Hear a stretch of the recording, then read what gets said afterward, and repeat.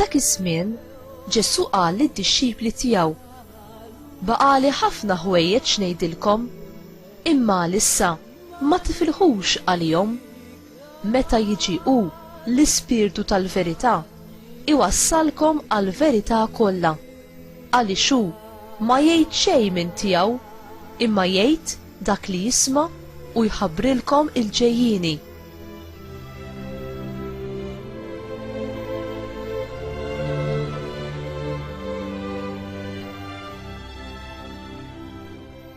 U jagħtini glorja għaliex jieħu minn dak li hu tiegħi u jħabbru lilkom.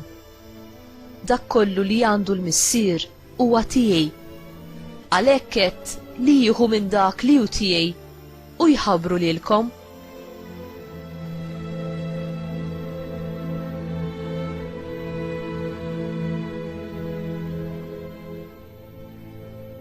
Il-kelma tal-mulej tifħil lilek Kristu.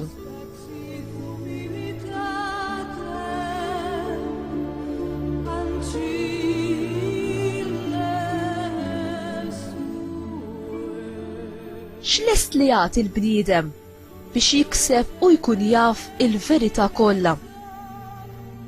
Il-verità min-naħa l-oħra mhix xi ħaġa li noħolqu aħna u lanqas fil-kontroll tagħna biex niskopruha.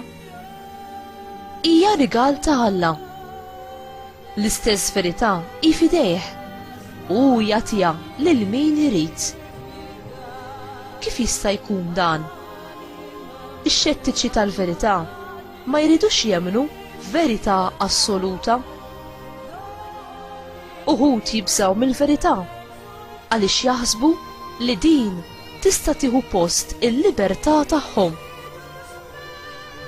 Ġesu jgħid lilna id-dixxipli tiegħu li l-verità teħlisna. Din insibuha fl-Evanġelju ta' San Ġwan kapitlu 8 vers 32. Il-verità teħlisna mid-dubji, mill-illużjonijiet u mill-biżgħat.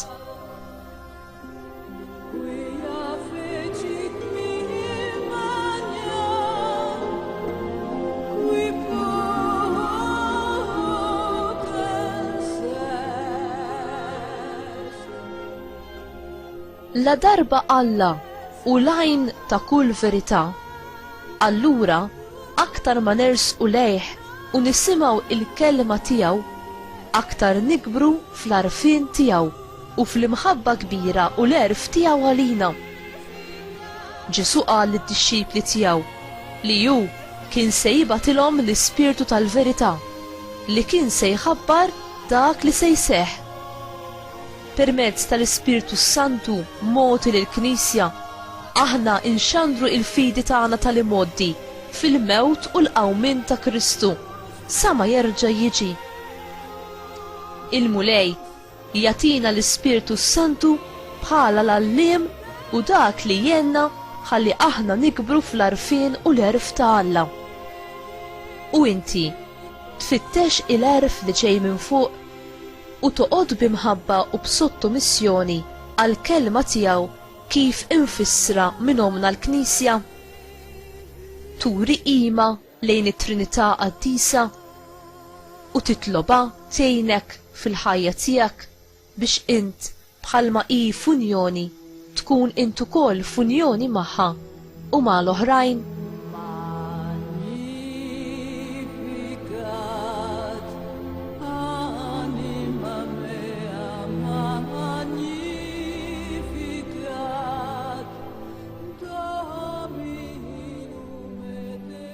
Mulej Ġesu, imlini bil-Ispirtu Qaddis tiegħek u igwidani fit-triq tal-verità tiegħek.